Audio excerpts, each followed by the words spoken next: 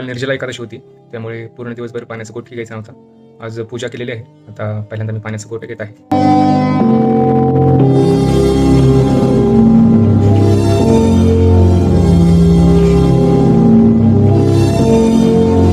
चातुर्मास चालू झालेला आहे. आषाढी एकादशी ते कार्तिकी एकादशी याच्यामध्ये चातुर्मास आहे. त्याच्यामध्ये विशेष नियम घ्यावे लागतात. तर आजचा आपला टास्क आहे की 50 दंडवत करायचे आहेत.